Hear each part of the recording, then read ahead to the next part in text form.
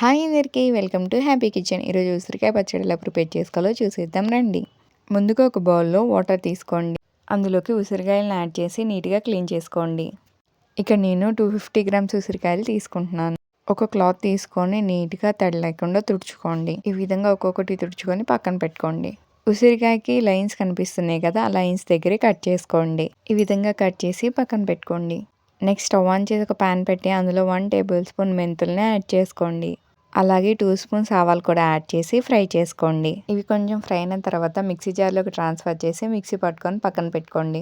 అదే ప్యాన్లోకి కొంచెం oil add చేసుకోండి. కట్ చేసిన ఉసిరికాయ పీసెస్ని యాడ్ చేసుకోండి. లో ఫ్లేమ్ మీద ఉసిరికాయల్ని ఫ్రై చేసుకోండి. ఇలా బ్రేక్ అయ్యే విధంగా ఫ్రై అయిన తర్వాత అవి ఒక బౌల్లోకి ట్రాన్స్ఫర్ చేసుకోండి.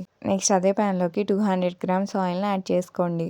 ఆయిల్ వేడెక్కాక 1 స్పూన్ ఆవాలు, 1 స్పూన్ జీలకర్ర యాడ్ చేసుకోండి. అలాగే 4-5 ఎండుమిర్చి, దంచిన వెల్లుల్లి, కరివేపాకుని యాడ్ చేసుకోండి. ఉసిరికాయలోకి 3/4 కప్పు ఉప్పు, అలాగే 1/2 కప్పు కారాన్ని యాడ్ చేసుకోండి. అలాగే దంచిన వెల్లుల్లి కూడా యాడ్ చేసుకోండి. తిరగమాతను బౌల్లోకి ట్రాన్స్ఫర్ చేసుకోండి. మొత్తం అంతా కలిసే విధంగా ఒకసారి కలుపుకోండి. అలాగే ఇందులోకి ఒక ఫుల్ నిమ్మకాయను పిండుకోండి.